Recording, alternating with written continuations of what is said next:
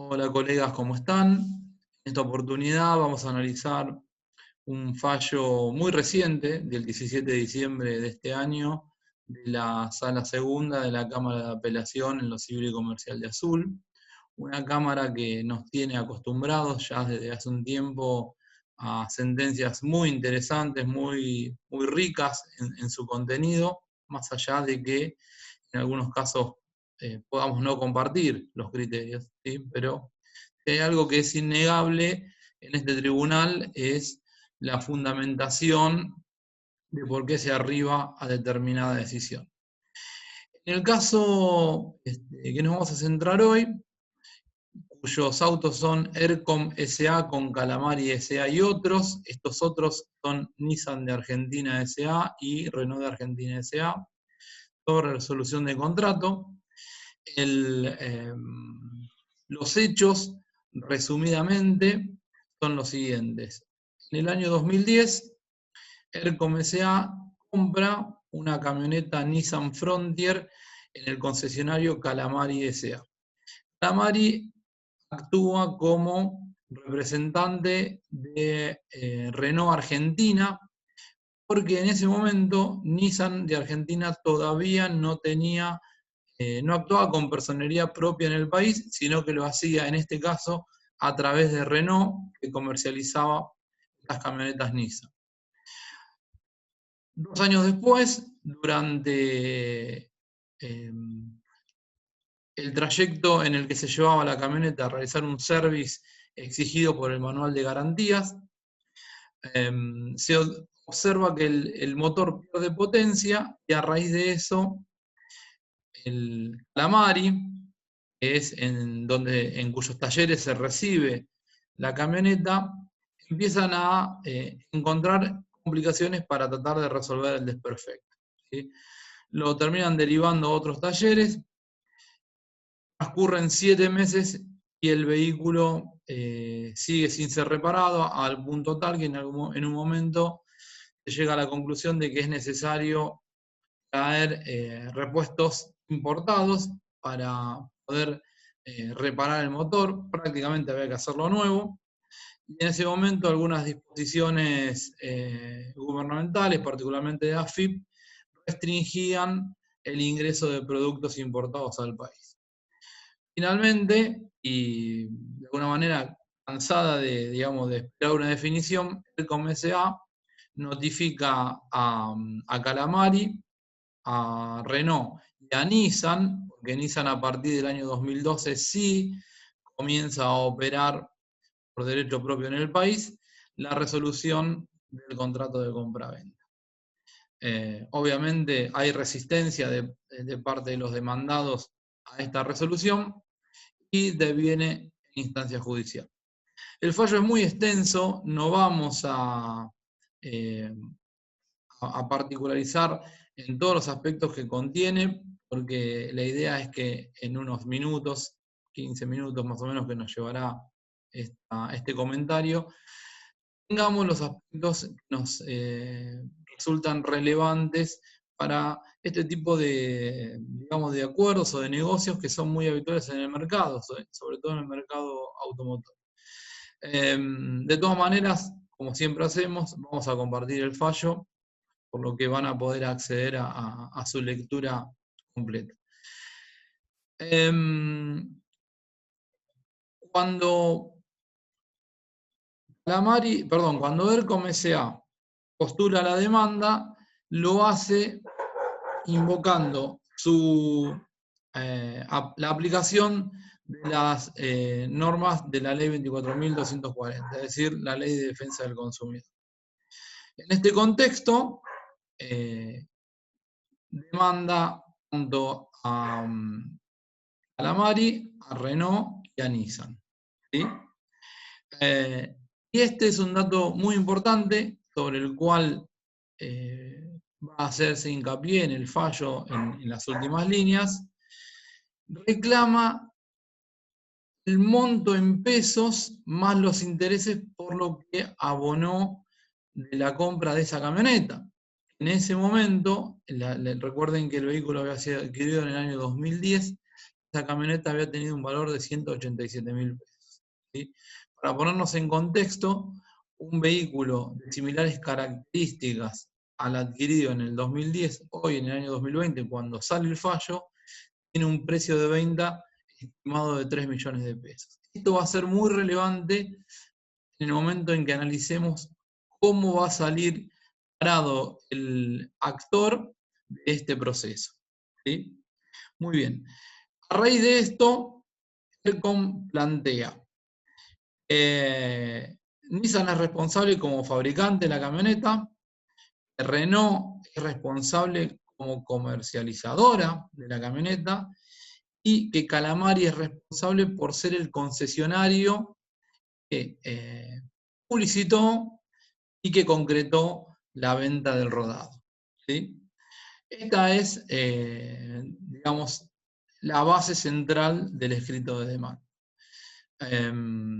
Obviamente, Nissan pretende deslindar su responsabilidad porque argumenta que en el momento en el que el vehículo fue adquirido, en realidad la responsabilidad de la comercialización recaía sobre Renault, y Calamari también pretende desligarse de responsabilidad, argumentando que en realidad los trabajos en los talleres los realizaba por cuenta y orden de Nissan. ¿Sí? Es decir, los demandados fueron por distintos caminos para tratar de sustraerse de la demanda. Sin embargo, hay dos aspectos sobre los que no existe controversia en el proceso. Primero, la existencia misma del contrato de compraventa. Y segundo, los desperfectos que presentaba el vehículo, ¿sí? Que motiva después la demanda de ERCO. En función de esto, cuando se dicta la sentencia de primera instancia, el juez va a rechazar la demanda respecto a alguno de estos demandados. ¿Sí? Me quiero detener un minuto antes de ver cómo se decide en primera instancia digamos, la causa. ¿Sí? Quiero centrarme en algo que me parece muy importante en términos de llamadas de atención muchas veces a los jueces de primera instancia cuando demoran el dictado de sentencias. Hay un párrafo cuando en la Cámara se analizan los antecedentes del caso, donde se dice que, digamos, en este proceso varias veces, tanto actor como demandados fueron pidiendo al juez que dicte sentencia y el juez fue dictando medidas para mejor proveer y en algunos casos no hizo lugar al pedido de dictado de sentencia argumentando que quedaba prueba pendiente. ¿Sí? Dentro de este contexto, en un fragmento de la sentencia de Cámara, se señala que en una oportunidad, ¿sí? En el fecha 11 de junio de 2018, el magistrado de primera instancia ordena distintas medidas para mejor proveer. ¿Sí? Y aclara el juez sentenciante de Cámara. El resultado de la producción de las medidas para mejor proveer, y según se desprende la referencia del fallo, esa prueba no fue ponderada en el posterior dictado de la sentencia ahora apelada. ¿Sí? Como para decirle, ojo con esta cuestión de pretender, de alguna manera, dilatar el dictado de sentencias, argumentando la necesidad de contar con medidas para mejor proveer que después no son analizadas en el momento de sentenciar. ¿Sí? Lo cual, de alguna manera, la Cámara está diciendo no puede ser que hayamos dilatado un proceso que comenzó en el año 2013 durante 7 años. ¿Sí?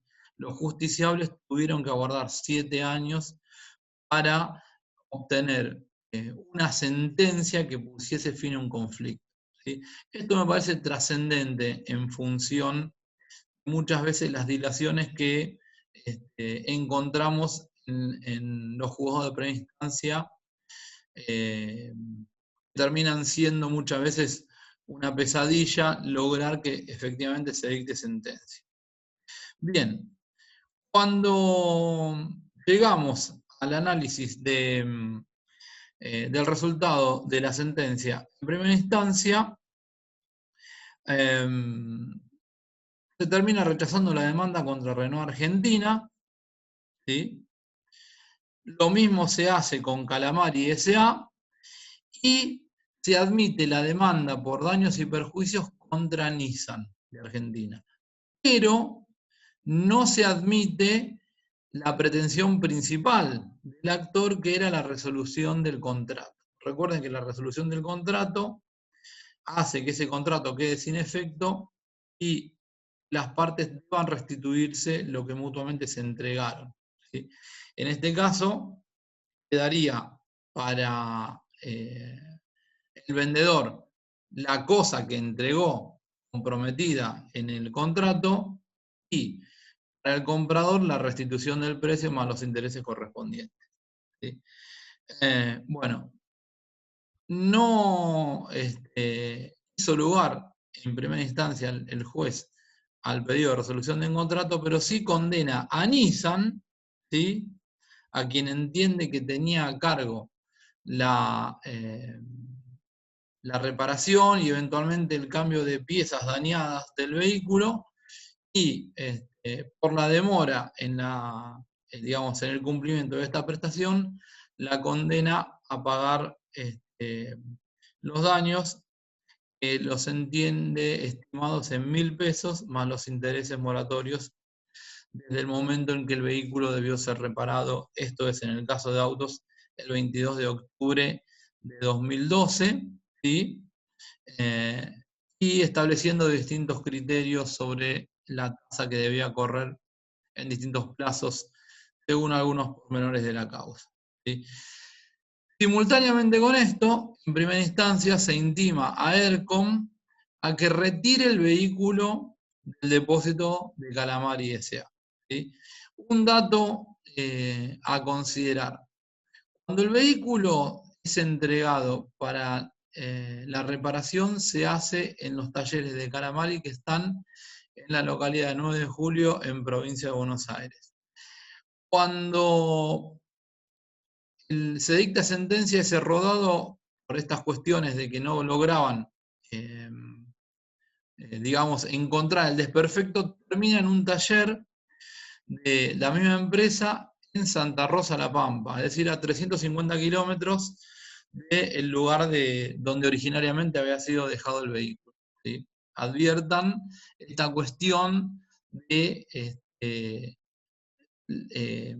se establece en la sentencia de obligar, ¿sí?, o emplazar al actor a que retire el rodado entregado para la reparación en un taller que está a 350 kilómetros de aquel en el que en primera oportunidad se había dejado, ¿sí?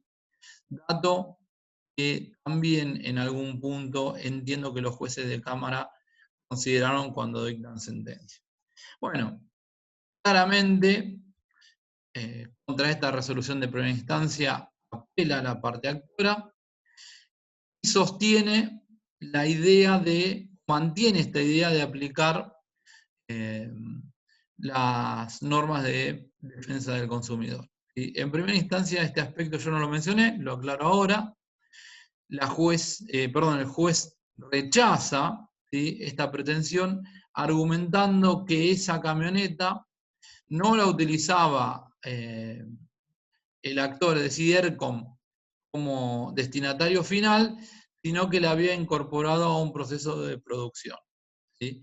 Es decir, estaba dentro de digamos, de una cadena comercializadora. Ya sobre este punto vamos a volver, porque la Cámara también lo hace para determinar si rige o no la ley 24.240.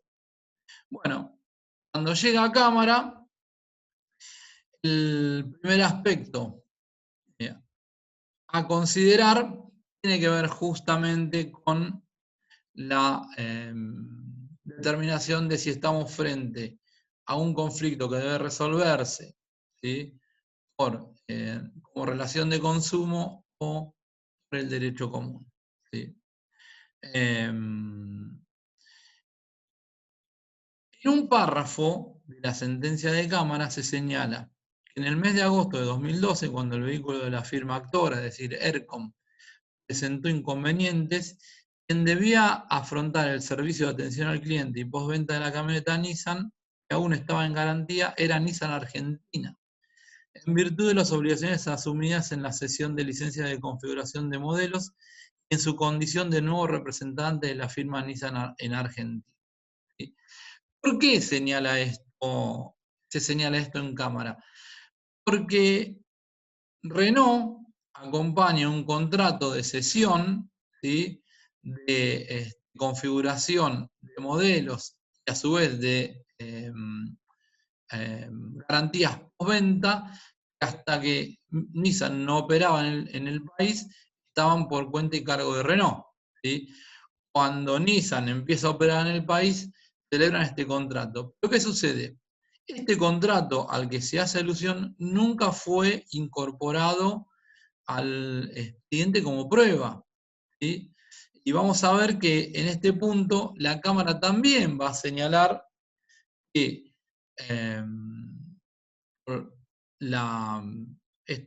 este principio de carga dinámica de la prueba no se le puede imponer al tercero, en este caso al actor, que conozca la existencia de este contrato de cesión cuando nunca había sido notificado de esta circunstancia. ¿Sí? Uno de los elementos que van a ser relevantes al momento de condenar solidariamente tanto a Nissan como a Renault. Y acá vamos adelantando parte de lo que sucede en la sentencia de Cámara. Acá está el punto que yo les mencionaba. En Cámara se deja aclarado que perjudica a las accionadas, es decir, las accionadas, es decir, Nissan y Renault, cargan, ¿sí?, de alguna manera con la presunción en contra de no haber aportado el contrato que dicen haber celebrado. ¿Sí? En función de esto, se sostiene en la Cámara que no se puede, ¿sí?, imponer este contrato o hacer oponible este contrato al actor, ¿sí?, cuando en realidad el actor, cuando contrata, no lo hace considerando una sesión posterior y de la cual tampoco fue notificado. ¿Sí? De ahí que en Cámara se termine diciendo que la conducta procesal de las accionadas que se encuentran en mejores condiciones técnicas, fácticas y jurídicas, por tener mayor acceso a la prueba, debe ser ponderada como un indicio en su contra, ya que negaron todos los hechos y no contribuyeron con el aporte probatorio que estaba en su poder. ¿Sí?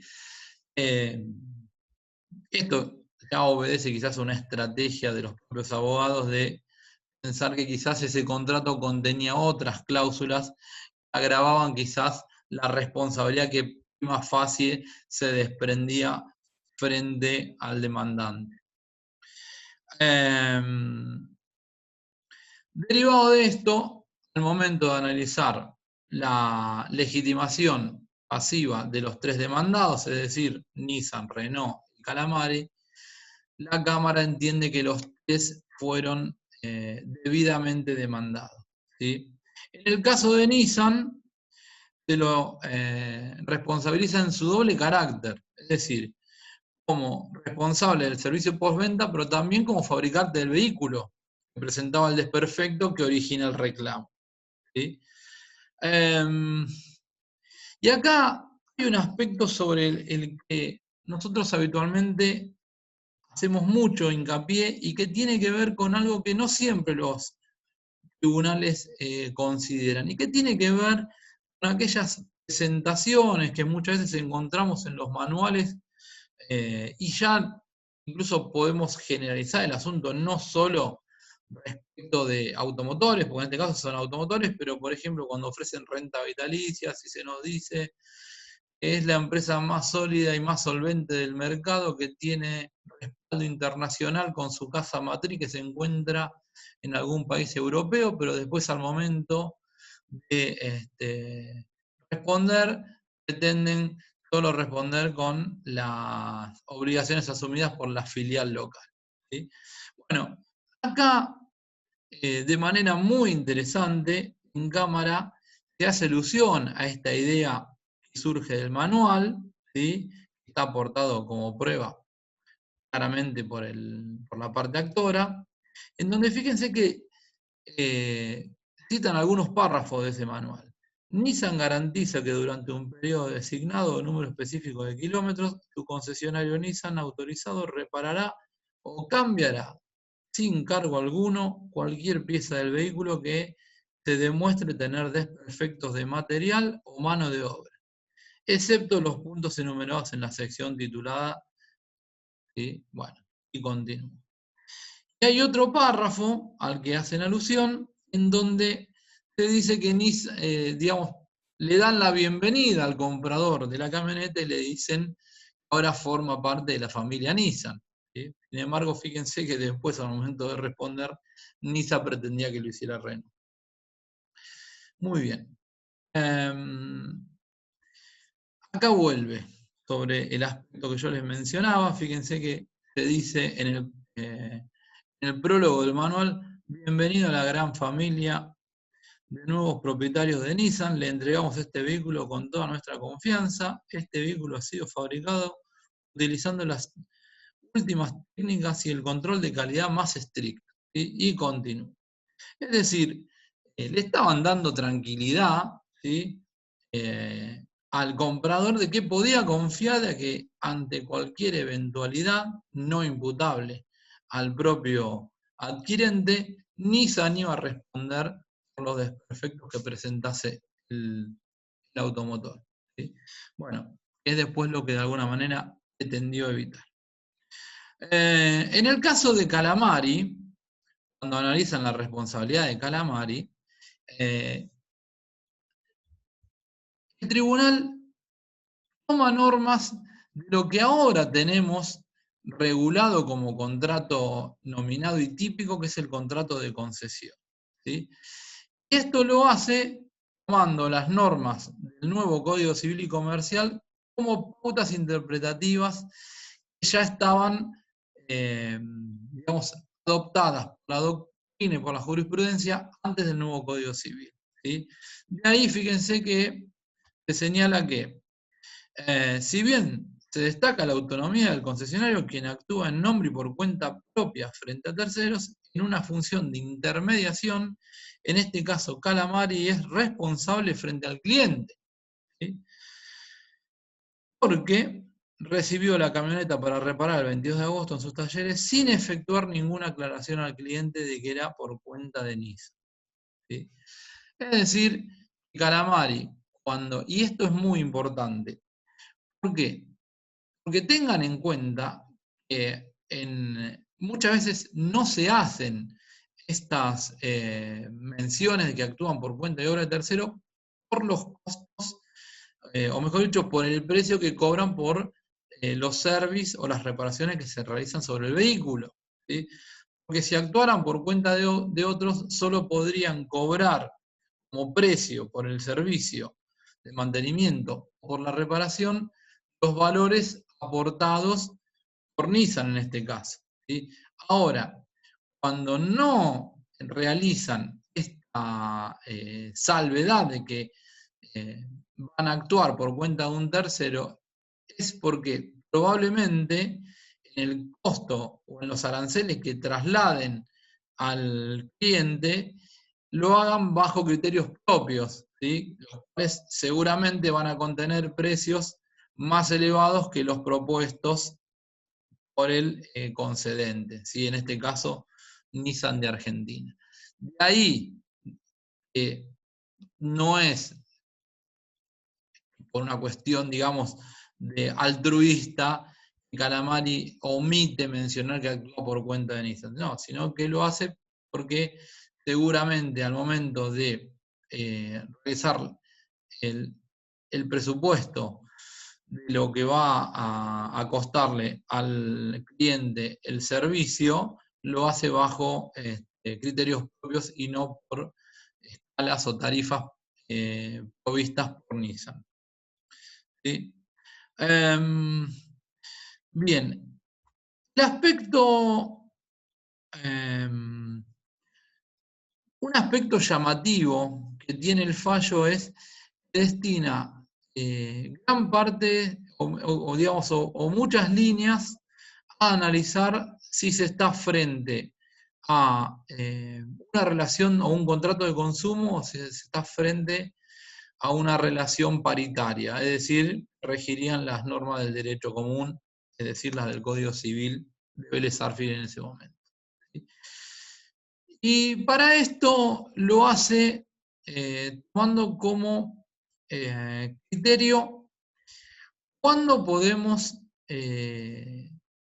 entablar determinado conflicto bajo la órbita de la ley 24240. Y para eso dice hay que analizar qué se entiende cuando hay consumidor, ¿sí?, en el accionante. Para la Cámara, la ley de defensa del consumidor está apoyada sobre dos columnas. Una es, consumidor es la parte débil de la relación contractual, y consumidor es el último eslabón de la cadena de comercialización. Ahora bien, ¿puede ser en este contexto una persona jurídica como ERCOM consumidor? Puede ser, ¿sí? Lo puede ser, esto ya es un criterio unánime. Ahora, ¿cuándo puede ser una persona jurídica considerada consumidor en los términos de la ley 24.240? Bueno, y acá entra a jugar un segundo aspecto, que tiene que ver con la finalidad para la cual se adquieren bienes o servicios, ¿sí? El tribunal dice, para dar un concepto de consumidor, dice que se considera consumidor a la persona humana o jurídica que adquiere o utiliza en forma gratuita u onerosa bienes o servicios como destinatario final, en beneficio propio o de su grupo familiar o social, ¿sí? El concepto jurídico de consumidor se asienta sobre dos ejes: la vulnerabilidad o debilidad del sujeto pasible de protección y el destino final de los bienes en el sentido que deben utilizarse para beneficio propio o de su grupo familiar. Es decir, cuando el bien o servicio no se adquiere para incorporarlo a la cadena productiva. Si el sujeto adquiere el bien o servicio para incorporarlo a la cadena productiva, no es considerado consumidor. Ahora bien, dentro de esta línea aparece un aspecto que genera ambigüedades, que tiene que ver cuando se adquiere un bien o un servicio con un carácter, como se denomina en jurisprudencia, mixto. Es decir, lo adquiero para incorporarlo a la cadena productiva, pero también lo uso con fines domésticos, ¿sí? Una empresa que compra una camioneta, ¿sí?, por ejemplo, para usarla de flete, pero a su vez se usa para, digamos, el fin de semana, uso familiar, ¿sí?, del grupo que integran la familia. Ahí tenemos un uso mixto. Entonces, cuando nos encontramos frente a esta idea de utilizar, por un lado, el bien adquirido para uso comercial, pero por otro, para uso doméstico, o familiar o social, ¿puedo encuadrar este sujeto como consumidor? Bueno, la Cámara dice que sí, que, digamos, a este sujeto que denominamos consumidor mixto, podemos encuadrarlo dentro de la idea de consumidor, ¿sí? Para eso, tomando, digamos, el criterio de algunos autores, dicen que pueden darse tres situaciones posibles. El bien sea adquirido para incorporarlo a la cadena productiva, en ese caso no habría consumidor y por ende no hay contrato de consumo. El bien es adquirido con una finalidad dual, es decir, para incorporarlo a la cadena productiva, pero también para un uso familiar o social, ¿sí? Y el tercero es cuando se adquiere el producto como destinatario final y para uso familiar. La cuestión, en el caso de autos, ronda en determinar si el segundo supuesto, es decir, uso, uso bifronte, es decir, para cadena, digamos, para destinarlo a cadena productiva por un lado y a uso familiar social, se da en el caso de autos, ¿sí? Termina concluyendo que no, porque en el escrito de demanda la actora expresamente aclara que el vehículo o el rodado era necesario para el desarrollo de la empresa, ¿sí? Pero deja sentado como criterio que sí es posible encuadrar como consumidor mixto a aquella persona que adquiere bienes o servicios para utilizarlos con fines productivos o comerciales y con fines familiares o sociales. Si se diera, si se pudiese acreditar esta circunstancia, aplican las previsiones o los preceptos de la ley 24.240. Lo llamativo en esta sentencia es que luego de analizar todo esto, que insisto, le dedican varios párrafos a este punto, terminan diciendo que en definitiva no existen grandes diferencias entre aplicar las reglas del derecho común y las de la ley de defensa del consumidor, ¿sí? Porque en definitiva, ¿sí? Tomando preceptos de lo que era en ese momento el Código de Comercio, artículo 216, se aplica el principio del favor debitoris, ¿sí? Para la Cámara hoy sería, digamos, reemplazable por el favor debilis, es decir, indubio pro sujeto débil de la relación, ¿sí? En este caso, podría llegar a ser el actor.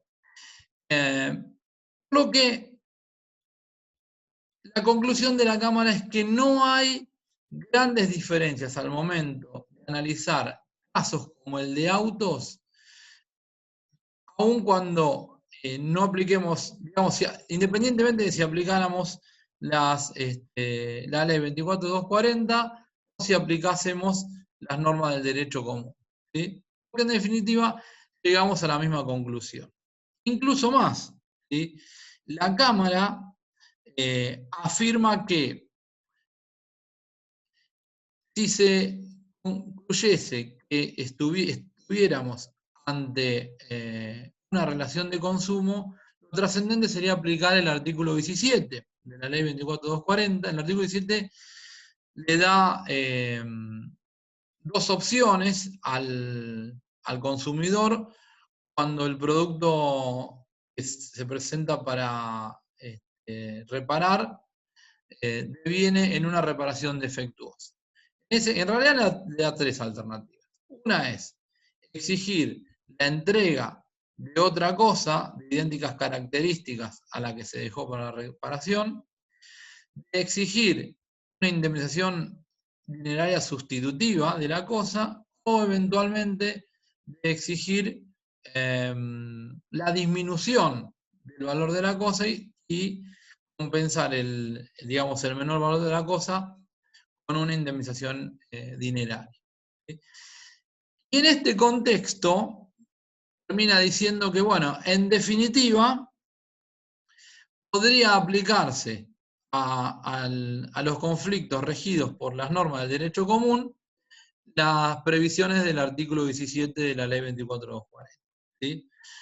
En este aspecto llama un poco la atención que se le haya dedicado tanto desarrollo argumentativo al caso de autos sobre si era encuadrable como derecho común o como derecho de consumo, cuando en definitiva se termina diciendo que arribaríamos a la misma conclusión y a las mismas condenas en caso de prosperar la demanda.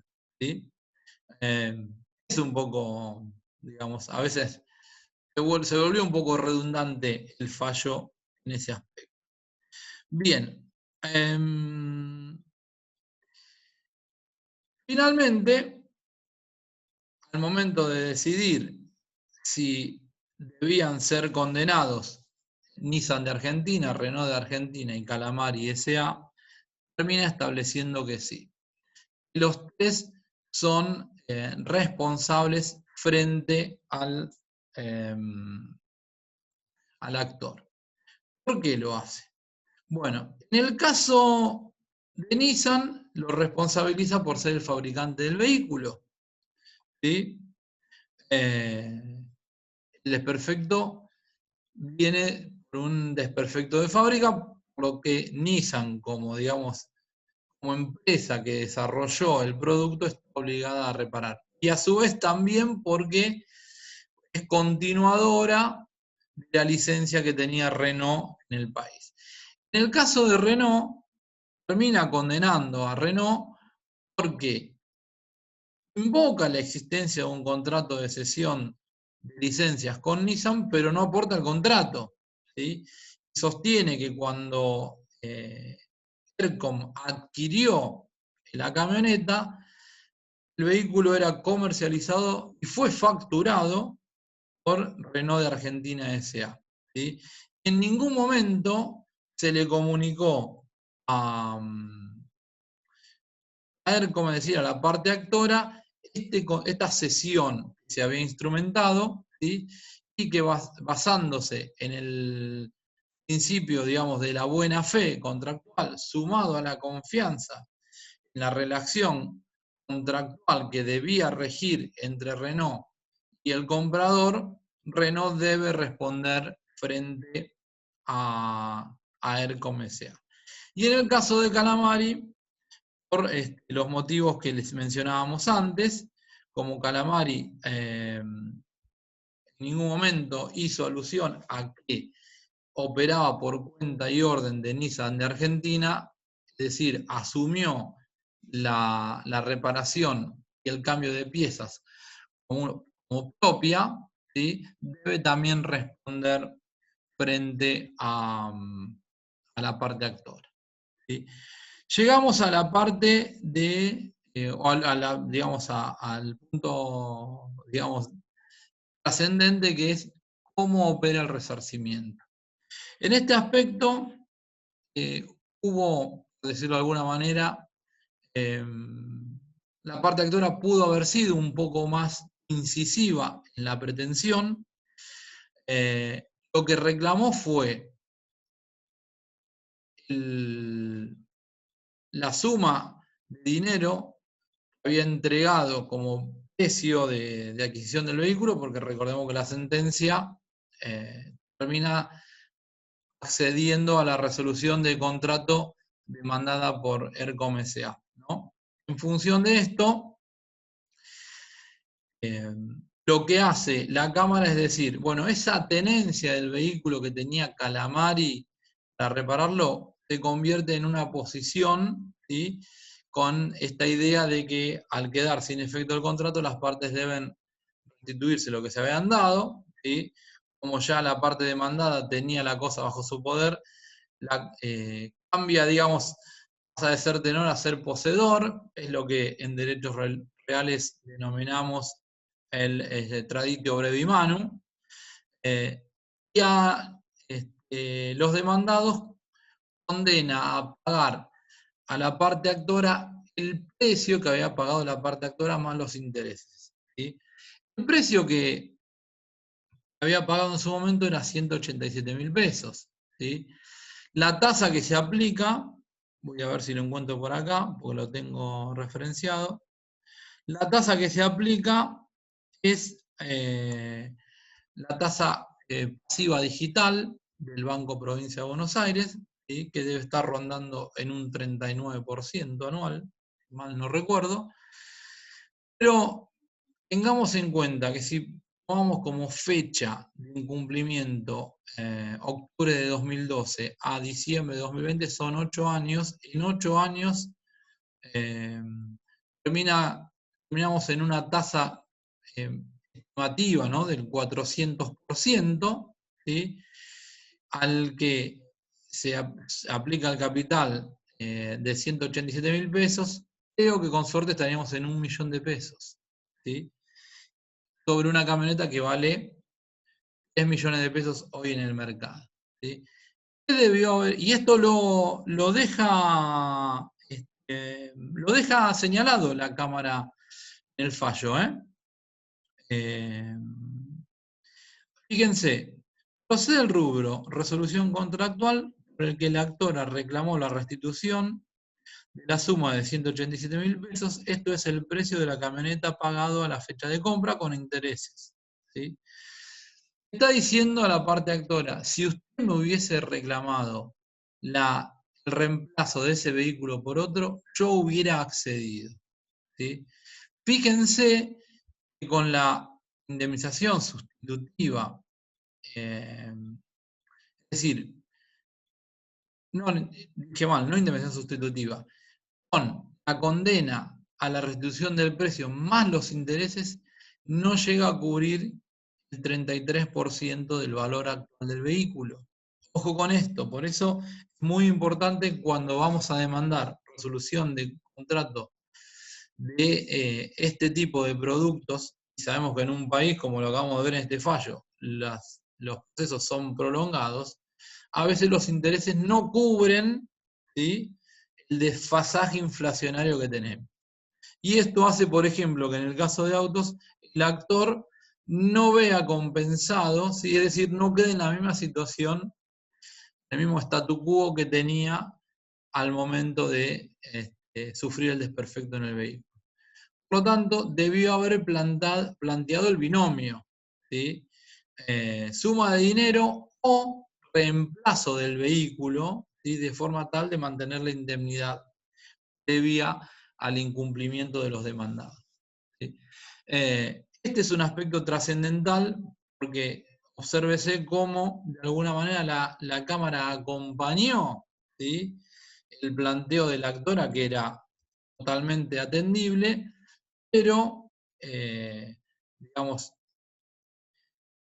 limitados los jueces de Cámara por el principio de congruencia, no pudieron avanzar más allá de lo que había peticionado la actora en su demanda, ¿sí? Además de la condena al pago del precio con los intereses, también condenó a los accionados a resarcir la privación de uso por todo el tiempo que pasó desde que se dejó el vehículo para la reparación hasta que efectivamente, hasta el momento de la sentencia. Es decir, acá tenemos un número importante, 8 años, ¿sí?, y aplicó, sustentado en un fallo de la Corte Provincial, una especie de indexación estableciendo que el monto a partir del cual se genera digamos, el quantum generador de intereses es un monto actualizado, ¿sí? Acá de alguna manera el actor va a haber compensado ese desfasaje que por otro lado sufrió al no pedir el reemplazo de un vehículo por otro de similares características, ¿sí? Pero aún así entiendo que la privación de uso en los términos resueltos en la Cámara debió haber sido un reclamo que se hubiese acogido incluso si se condenaba a los accionados a reemplazar la Nissan Frontier, por otra camioneta de idénticas características, ¿sí? Y bueno, finalmente también se condena a pagar las patentes e impuestos y seguros que estuvo abonando el accionante durante todo el proceso hasta la actualidad. Bueno, resumiendo, para la Sala Segunda de la Cámara de Apelación de Azul, en lo civil y comercial, no existen grandes diferencias entre los criterios que encontramos en la Ley de Defensa del Consumidor y los preceptos que se extraen del derecho común, ¿sí? Incluso la diferencia sustancial que podría estar en la indemnización sustitutiva prevista en el artículo 17 para las causas regidas por el derecho común podría aplicarse por analogía este precepto extraído de la ley 24.240. Por otro lado, si en el caso de que la demora en la reparación excede parámetros normales y con la trascendencia que tiene esto en materia de automotores, y sobre todo cuando el automotor tiene una finalidad comercial, esa demora en la entrega justifica la resolución del contrato. Y en el caso de auto la demora había sido de 7 meses. Y otro aspecto sustancial. Tomando como premisa que el consumidor es aquel sujeto débil de la cadena de comercialización y es el último eslabón de la cadena, podemos concluir que nuestro sistema legal recepta la idea del consumidor mixto, ¿sí? Entendiéndose por tal al que adquiere un bien o servicio para aplicarlo a la cadena productiva o de comercialización y para uso familiar o social. Bueno, colegas, con esto cerramos. Les mando un fuerte abrazo. Aprovecho también para desearles unas muy felices fiestas y que el 2021 sea mucho mejor para todos nosotros.